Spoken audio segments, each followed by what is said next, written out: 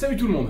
Bon, on va pas tourner autour du pot, vous l'avez vu dans la miniature, ça sent la théorie bien foireuse de la dernière chance pour Carl. D'ailleurs, si vous n'êtes pas encore à jour sur les épisodes de la série, vous pouvez quitter la vidéo dès maintenant, ça va être 100% spoiler. Revenons à présent sur ce personnage de The Walking Dead qui semble quasiment enterré pour beaucoup de monde. Et oui, en effet, en écouter certains, sa mort n'est plus qu'une formalité dans la deuxième partie de la saison 8. Et je suis d'accord avec ça à 70%. 71. Pourtant, au fond de moi, il y a un truc qui cloche avec tout ça. Et c'est ce qu'on va essayer de voir ici. C'est parti. Les dernières images de cette première partie de la saison 8 nous révèlent que Carl a été mordu. Cela nous apprend avec beaucoup de déception que ses jours sont comptés et que les showrunners amorcent un virage par rapport aux comics, vu que Carl y a encore un rôle important à jouer. Et on se demande même comment ils vont pouvoir combler ce manque terrible que créera la mort de ce personnage, autant au niveau scénaristique que par la popularité et la sympathie qu'il dégage du côté des fans. Il y aura encore beaucoup à exploiter sur ce personnage qui est un peu la relève en quelque sorte, l'héritage de Rick. Mais peut-on être sûr à 100% que sa blessure va le tuer? Bon, j'ai envie de dire oui. On dirait même qu'il y a une sorte de fièvre déjà. Pourtant, il commence à émerger déjà plusieurs théories sur le net, ou d'autres qui reviennent sur le tapis, pouvant expliquer la survie de ce personnage. En premier, je parlerai du moins probable, la théorie par rapport à l'immunité de Rick, qui est devenue un grand classique dans The Walking Dead, et dont je parle déjà dans ma vidéo précédente si vous voulez plus de détails. En gros, Rick est immunisé, il a fait une transfusion de sang à son fils à la suite d'une blessure par balle, donc Carl est immunisé et ne se transformerait pas en Walker. Honnêtement, on va pas se mentir, il est peu probable que la série prenne cette tournure. Bon, voyons ce qu'on a d'autre. Des chuchoteurs. Si vous suivez les théories ou les comics, vous savez que nos personnages de The Walking Dead devraient bientôt faire face à ces nouveaux ennemis. Des personnages se déplaçant parmi les rôdeurs et déguisés comme eux pour survivre. Du coup, si l'une de ces personnes avait mordu Carl en se faisant passer pour un zombie, cela permettrait d'épargner le jeune héros et d'introduire cette nouvelle menace par là même. Déjà là, ça se tient plus et ça a du sens. Je salue au passage Samoud87 qui m'a fait découvrir cette théorie. Salut Sam. Et je l'ai aussi remarqué sur la chaîne de Jenny Theory qui en parle aussi. Leurs liens seront en description, bien sûr. Bon, est-ce qu'on peut trouver autre chose? L'hélicoptère que Rick aperçoit au cours de la saison et dont on ne sait rien, il n'est pas là par hasard. Peut-être est-ce là le point de départ d'une nouvelle communauté, probablement de militaires vu que des gens sont qualifiés pour piloter cet engin. Dans ce cas-là, si cette communauté existe et elle peut être structurée, elle pourrait faire son entrée bientôt dans la série, avec, on peut l'espérer, un labo et des solutions pour pouvoir ralentir voire enrayer l'évolution de la contamination chez certains sujets et permettre d'épargner Carl. Je préfère quand même la deuxième théorie.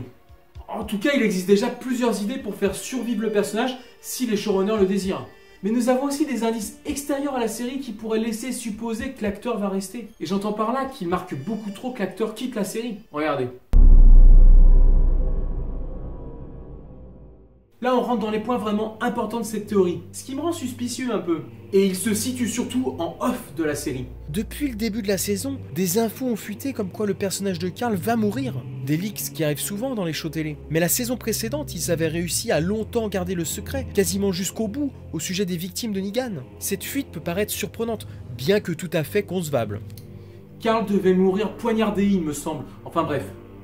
De plus, nous avons beaucoup d'éléments qui justifient le départ de Chandler Rings du programme. On a pu notamment entendre la volonté de l'acteur de se consacrer pleinement à ses études. Il y a aussi eu des rumeurs comme quoi il aurait tout bonnement été viré de la série pour des raisons diverses, notamment qu'il grandissait trop vite, ce qui n'était pas cohérent avec le personnage qu'il incarnait. On a pu aussi voir sur les réseaux des messages du père de l'acteur qui aurait eu un clash avec la direction de la série. Histoire de bien enfoncer le clou, Chandler a à plusieurs reprises posté des photos de lui en train de se faire couper les cheveux, ou nous dévoilant sa nouvelle coupe, ce qui n'est pas forcément incompatible avec la tournure que devrait prendre le personnage dans la suite de la série, si on se fie aux comics. Sous cette pluie d'arguments en off, le destin du personnage paraît complètement scellé. Il n'ira pas plus loin et il prépare l'après The Walking Dead.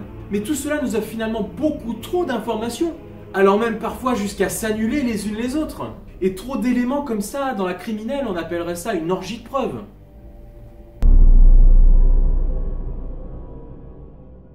On en arrive à présent au point culminant de cette théorie, le pourquoi. La réponse est claire, cela permettrait un twist redoutable dans la série, à un moment en plus où tout espoir n'est plus permis.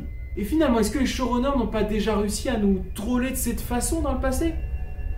Dans l'épisode où Glenn se retrouve éviscéré, laissé pour mort, et qu'on ne le revoit plus pendant un moment, tout espoir semblait perdu, ce qui donna plus de force à son retour. Aussi à la fin de la saison 6, lorsque Negan devait désigner l'un des héros pour mourir. En off, les rumeurs circulaient comme quoi Norman Reedus commençait à déménager d'Atlanta, où il s'était installé à la base par rapport à la série, ce qui laissait penser à la mort de son personnage. Et en parallèle, l'acteur incarnant Abraham arborait sa belle moustache et teasait sur les réseaux ses exploits à venir. Résultat, Daryl finit par s'en sortir alors qu'on compte Abraham à la liste des victimes de Negan.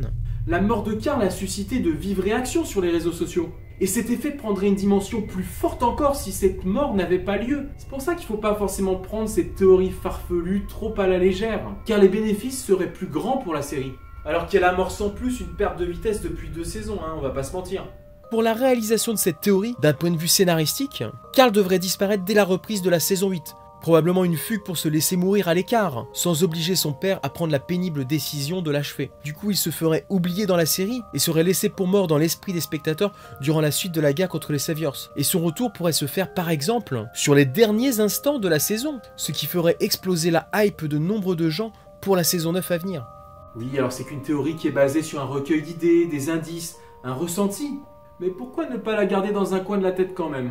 En plus, ça fait travailler l'imagination et ça c'est cool. Perso, tant que Carl ne sera pas mort à l'écran, je garderai cette option dans un petit coin de ma tête quand même. Comme on dit, tant qu'il y a de la vie, il y a de l'espoir. Et c'est d'autant plus vrai dans les fictions.